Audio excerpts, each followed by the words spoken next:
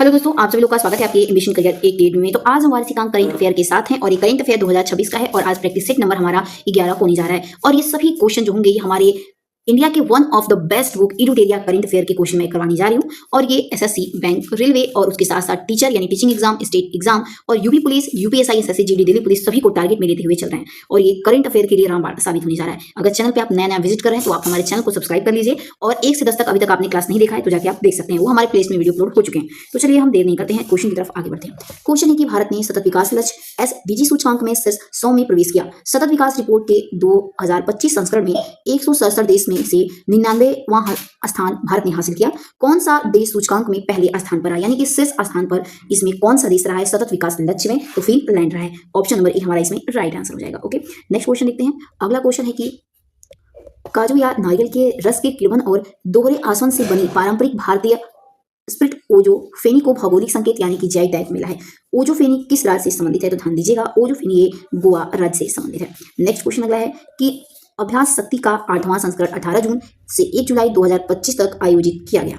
यह संयुक्त सेना अभ्यास भारत और किस देश के बीच आयोजित किया जाता है? तो ध्यान दीजिएगा, जो अभ्यास शक्ति है इसका 8वां संस्करण 2025 में हुआ और ये 18 जुलाई से लेकर के 1 जुलाई 2025 तक चला है और ये पूछा है कि भारत और किस देश के बीच में होता है? तो अभ्यास शक्ति भारत और फ्रांस के बीच ये अभ्यास होता है।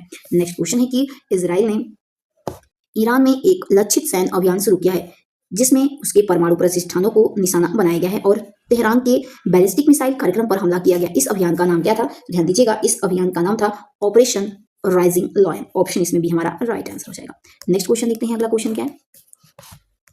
देखिए, अगला हमारा क्वेश्चन आगे दिया हुआ है कि भारत रक्षा अनुसंधान एवं विकास संगठन यानी कि डीआरडीओ की एक वर्गीकृत पहल के तहत विकसित विस्तारित प्रक्षेपपथ दीर्घ अवधि हाइपरसोनिक क्रूज मिसाइल का परीक्षण करने की तैयारी कर रहा है, जिसे किसके नाम से ही जाना जाता है? तो ध्यान दीजिएगा, जो भी ये हमारी हाइपरसोनिक क्रूज मिसाइल है ये डीआरडीओ के द्वारा बनाई गई है और इसका नाम पूछा जा रहा है। तो ध्यान दीजिएगा, जिसे किसके नाम से जाना जाएगा? तो इसे हम प्रोजेक्ट विष्णु के नाम से जानेंगे। ऑप्शन सी राइट आंसर हो जाएगा। नेक्स्ट क्वेश्चन देखिए, अगला दिया है कि ईरान ने अपने परमाणु प्रतिष्ठानों और वरिष्ठ सैन्य अधिकारियों पर हवाई हमले के जवाब में इजराइल के खिलाफ बड़े पैमाने पर जवाबी हमला किया। इस ऑपरेशन के लिए ईरान ने क्या कोड नेम दिया था? ध्यान दीजिएगा, इस ऑपरेशन के लिए ईरान के द्वारा operation true promise third code दिया गया था। कोड नेम इसका ऑप्शन ए राइट आंसर हो जाएगा। ओके, नेक्स्ट क्वेश्चन देखिए, अगला क्वेश्चन है कि किस कंपनी ने अपने उन्नत ड्रोन रुद्रास्त्र नामक हाइब्रिड वर्टिकल टेक ऑफ और लैंडिंग मानव रहित हवाई वाहन का परीक्षण सफलतापूर्वक किया है? ध्यान दीजिएगा, ये किया गया है solar defence and aerospace limited के द्वारा। ऑप्शन बी इसमें राइट आंसर हो जाएगा।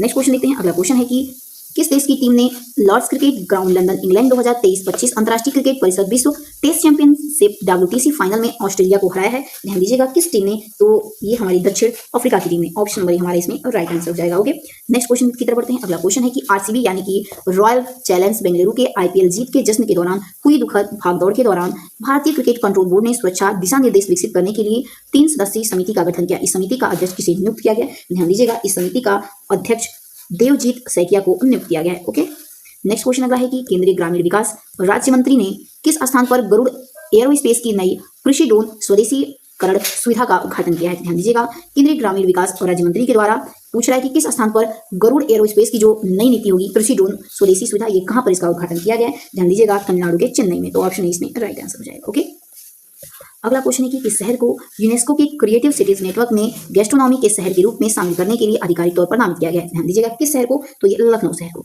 ऑप्शन बी राइट आंसर हो जाएगा। नेक्स्ट क्वेश्चन की तरफ आगे बढ़ते हैं। अगला देखिए क्वेश्चन क्या दिया है। अगला हमारा इसमें क्वेश्चन दिया है कि यूके की सीक्रेट इंटेलिजेंस सर्विस जिसे आमतौर पर MI6 मिलिट्री इंटेलिजेंस सेक्शन 6 के रूप में जाना जाता है, इसका नेतृत्व करने वाली पहली महिला के रूप में किसे नियुक्त किया गया? तो ध्यान दीजिएगा, ब्लेज मैटवेली को नियुक्त किया गया है। ऑप्शन ए राइट आंसर हो जाएगा।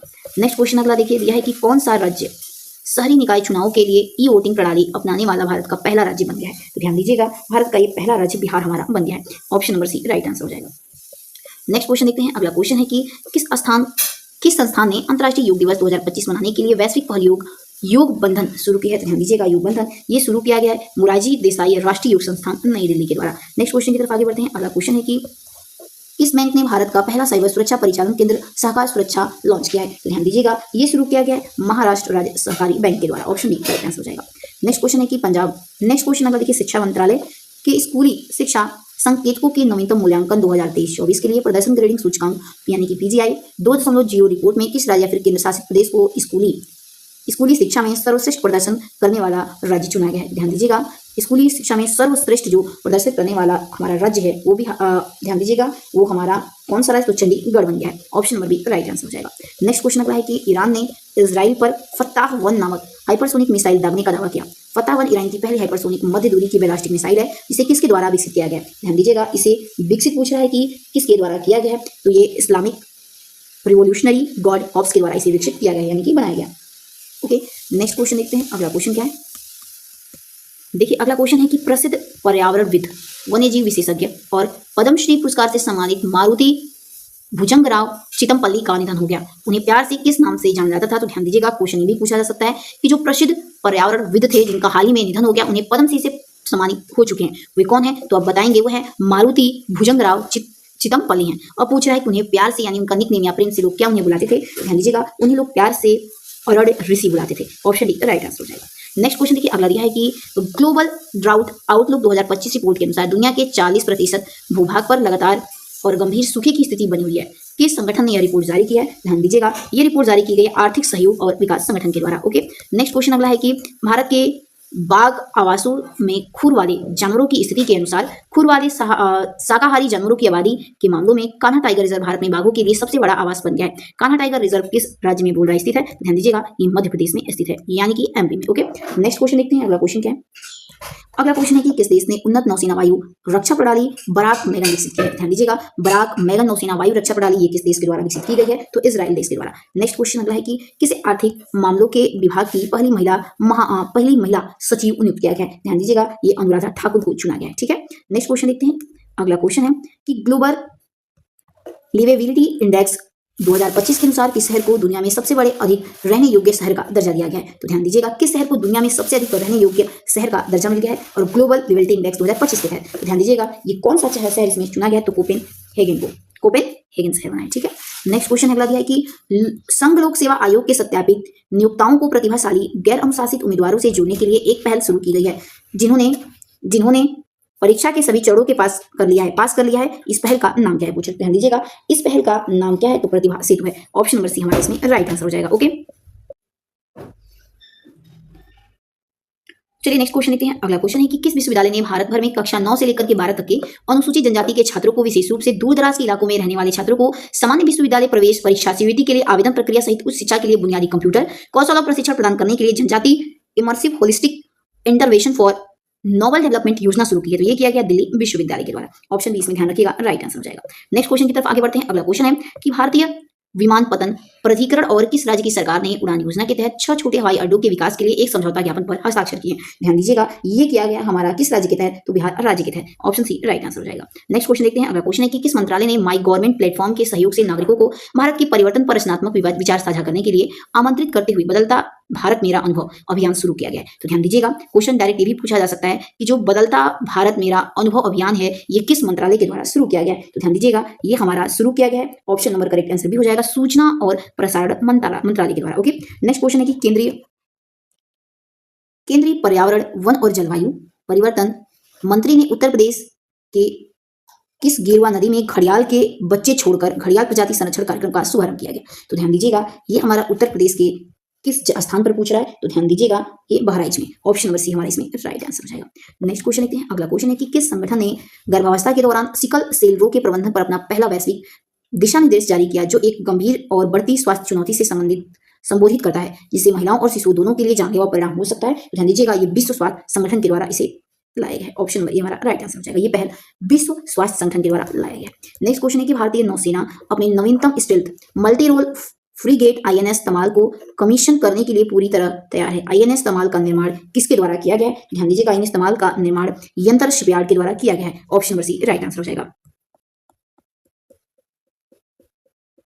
नेक्स्ट क्वेश्चन देखते हैं। अगला क्वेश्चन क्या दिया? अगला क्वेश्चन है कि संयुक्त राज्य अमेरिका ने ईरान के सबसे संवेदनशील परमाणु असलों के खिलाफ एक उच्च तीव्रता वाला सैन्य अभियान चलाया है। इस अभियान का क्या नाम है? ध्यान दीजिएगा, इस अभियान का नाम है ऑपरेशन मिडनाइट हैमर। तो ऑप्शन नंबर ध्यान दीजिएगा बी हमारा करेक्ट आंसर हो जाएगा। नेक्स्ट क्वेश्चन अगला है कि नवीन एवं नवीकरणीय ऊर्जा मंत्रालय ने रूफटॉप सोलर और वितरित नवीकरणीय ऊर्जा प्रौद्योगिकियों पर ध्यान केंद्रित करते हुए अभिनव परियोजना स्टार्टअप चुनौती शुरू की है। इस पहल के तहत प्रथम पुरस्कार के विजेता को कितने रुपए से सम्मानित किया जाएगा? तो ध्यान दीजिएगा, इन्हें 1 करोड़ रुपए से सम्मानित किया जाएगा। Option number B correct answer हो जाएगा।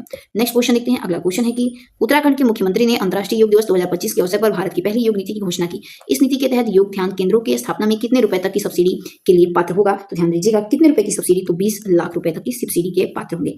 नेक्स्ट क्वेश्चन है कि भारत के राष्ट्रपति ने किस स्थान पर राष्ट्रपति तपोवन और राष्ट्रपति निकेतन खोला है? तो ध्यान दीजिएगा, जो भारत के राष्ट्रपति हैं इनके द्वारा राष्ट्रपति तपोवन और राष्ट्रपति निकेतन खोला गया है। किस जगह पर? तो ये हमारा देहरादून में खोला गया है। Option number A right answer हो जाएगा। नेक्स्ट क्वेश्चन अगला है कि भारत सरकार ने 16 से 18 वर्ष की आयु की किशोरियों के लिए नव्या शुरू किया। यह महिला एवं बाल विकास मंत्रालय और किसके द्वारा एक संयुक्त पायलट की पहल है? ध्यान दीजिएगा, ये हमारा विकास मंत्रालय और साथ ही साथ ये किसके द्वारा पूछ रहा है किया गया? तो ये कौशल विकास और उद्यमिता मंत्रालय की एक पहल है। ऑप्शन नंबर सी हमारे इसमें राइट आंसर हो जाएगा। नेक्स्ट क्वेश्चन है कि कौन सी राज्य सरकार पर्यावरण संरक्षण प्रयासों को मजबूत करने के लिए माझी वसुंधरा अभियान 6.0 शुरू करेगी? ध्यान दीजिएगा, जो माझी वसुंधरा अभियान 6.0 है ये शुरू करेगी अभी महाराष्ट्र राज्य के द्वारा किया जाने वाला है। ठीक है। नेक्स्ट क्वेश्चन है कि भारतीय किसान उर्वरक सहकारी यानी कि इफ्को किस देश ने नैनो मृदा पोषक तत्वों के निर्माण के लिए विदेश में अपना पहला संयंत्र स्थापित कर रहा है? तो ध्यान दीजिएगा, ये हमारा ब्राजील देश कर रहा है। नेक्स्ट क्वेश्चन की तरफ आगे बढ़ते हैं। देखिए अगला क्वेश्चन है कि भारतीय सेना के किसने राष्ट्रीय रक्षा अनुप्रयोगों के लिए संयुक्त अनुसंधान और स्वदेशीकरण को बढ़ावा देने के लिए आईआईटी रोपड़ और आईआईटी कानपुर के साथ रणनीतिक सहयोग किया है? ध्यान दीजिएगा, ये पश्चिमी कमान के द्वारा किया गया। तो ऑप्शन नंबर डी हमारा इसमें राइट आंसर हो जाएगा। नेक्स्ट क्वेश्चन देखते हैं। अगला क्वेश्चन है कि किस राज्य को मिजोरम और गोवा के बाद भारत का तीसरा पूर्ण साक्षर राज्य घोषित किया गया है? ध्यान दीजिएगा, जो हाल ही में अभी फिलहाल में हमारा एएलपी का पेपर चल रहा है, जो 13 से लेकर के 18 के बीच में हुआ है, तो ये 13 फरवरी 2026 को ये क्वेश्चन हमारा पूछा गया इस पेपर में। ध्यान दीजिएगा, बहुत ही इंपॉर्टेंट है।